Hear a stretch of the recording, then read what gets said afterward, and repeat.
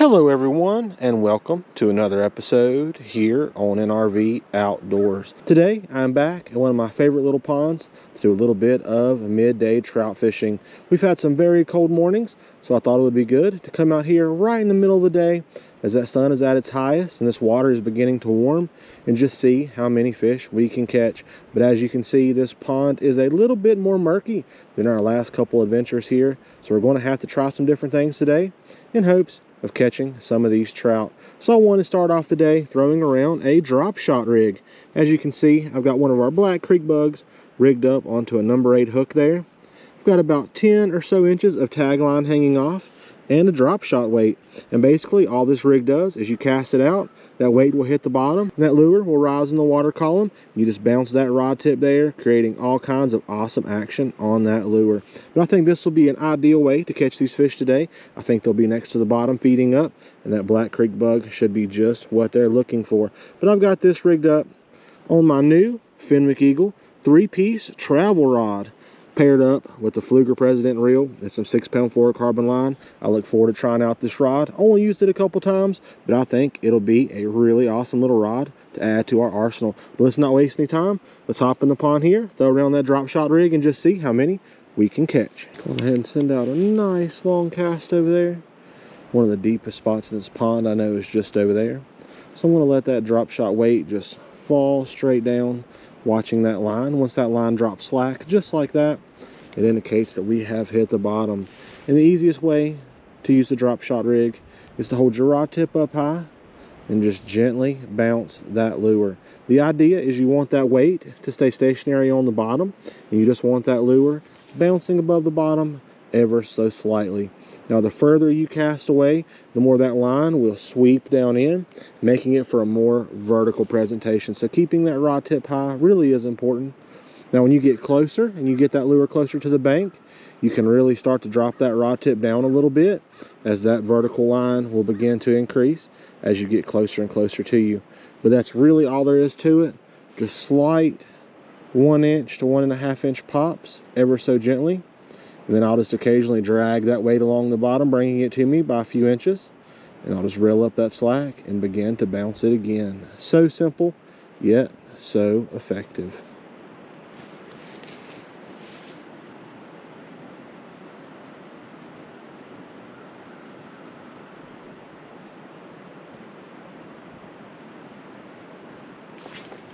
There we go. Fish on right there.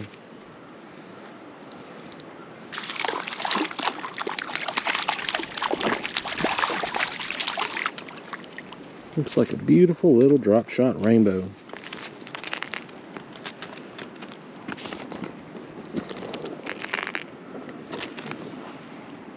There we go. Quick pop loose. Beautiful fish out of here. Look at those colors. Absolutely phenomenal. Let's let it slide on out of here. Back in there, happy and healthy. Awesome stuff right there.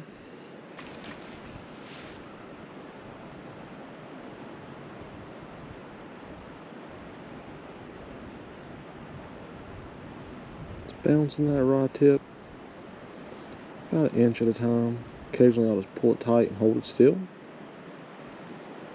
Continue popping that along. My index finger over that line, feeling for that bite. Typically you can feel it all the way through the rod. I like to add that finger on there just to make sure I can feel everything that's going on. Just twitching that rod tip ever so slightly.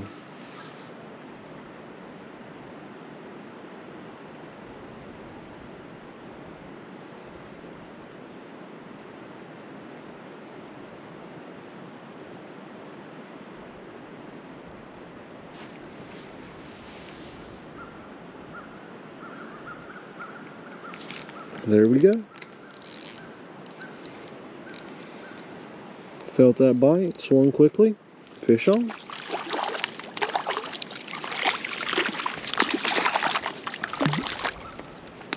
Another beautiful little rainbow in the net.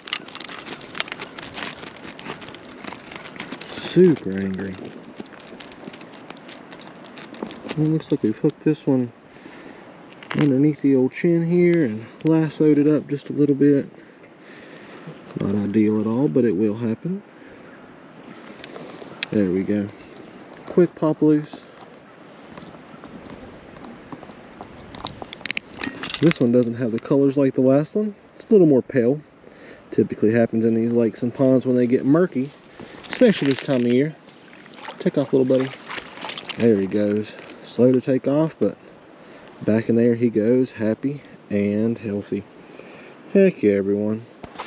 Alright, everyone. So only a couple fish on that drop shot rig, and I'm seeing a few splashing around out there. So I thought it might be interesting to go on ahead and head up, grab our water bobber, that simple black creek bug that we used a few videos ago. If you haven't seen that video, I'll leave that link down below. It's definitely one I recommend you checking out. We're going to bomb out a couple casts in here using this water bobber technique and see if we can catch a couple of these fish that are kind of suspended. So far, we've only caught a couple fish down low, and this pond is definitely proving to be relatively tricky with this little bit of extra murk to it. So we're going to see what we can do, fishing a little bit of subsurface.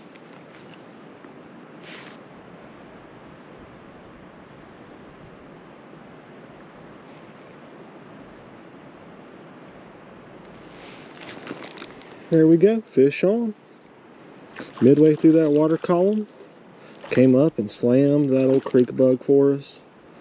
Pretty much exactly what I was expecting after not getting a whole lot of action along the bottom. So there we go. These fish are still held up, suspending. Pretty cool stuff. Did not take long to get that first bobber down. I feel like this may very well be the technique that leads to success in this pond again today. Seems that no matter those conditions, fishing those creek bugs suspended in the water column is just a lights out little presentation. Heck yeah. Go ahead and send one right over here into this little deep pocket. I've kind of been avoiding it as I think those fish have moved out of that deeper water up into the more shallow stuff.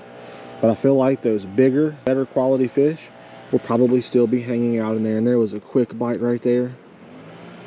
Bit it and spit it out, much like that drop shot rig has done today. Let's see if we can entice it to come over and bite it again for us. Absolutely. Not a big one like I was expecting, but there are some fish over in that deeper water. Very interesting. This guy was just suspending over there in that deep water. We were able to get that creek bug over there to him. There we go. Fantastic, everyone. Another gorgeous fish in the net. We've only been fishing the float rig for about 10 minutes. So 2 fish in that time frame. Much faster than that drop shot. But again, another gorgeous fish in the net. Let's let him go. There he goes, everyone. Heck yeah.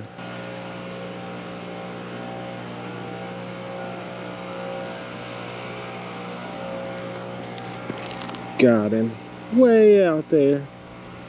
This one just slammed that old creek bug underneath that float. Wow.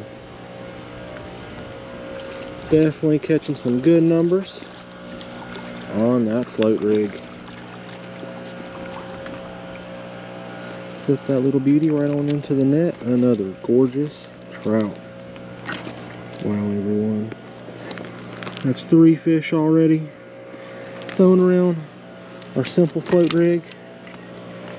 Definitely proving to be superior to that bottom rig, but I feel like both techniques really are necessary to find success when you're out trout fishing in lakes and ponds. We check on our rig there. Still looks good, everyone. Heck yeah.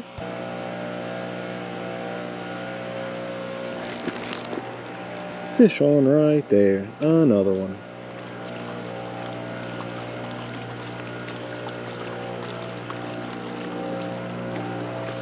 Seems that as the day has gone on, this water has begun to clear quite a bit, and I think that is exactly why these fish have started coming up in that water column and biting those subsurface presentations. There we go. Let that little puppy slide right on out of here, back in there to join his buddies. Alright everyone, before I change up locations, I thought it would be fun to change up lures a little bit and see if we can pick out a few more fish on the bottom and midway through that water column using our creek wigglers. Got a very small little salmon egg hook all rigged up there, and I wacky rigged one of our creek wigglers. Now I've got this rig set up on both rods, that 7 foot with that float, as well as that 6.5 foot with that drop shot rig. So let's go ahead and bomb it out there a few times and let's just see if we can get one to take it.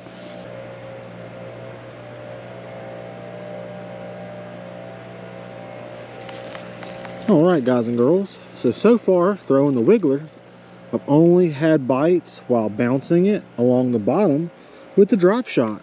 So that's pretty interesting that the fish really were liking that bottom bouncing with that worm a little bit better than that slower drift high in that water column with that float rig. But the only way we can really figure out this experiment is to head across to the other side, fish in some areas where they have not seen any of our techniques today, compare the two, see what happens, and then we'll call it a day.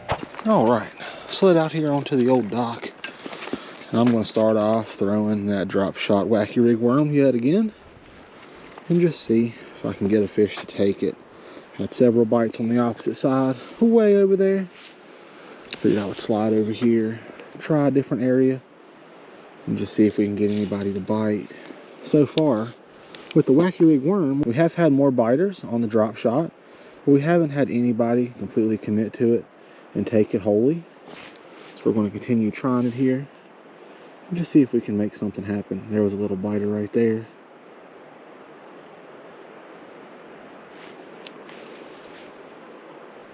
Another little taker right there. He's got it swimming with it. Got him. There we go. Fish number one.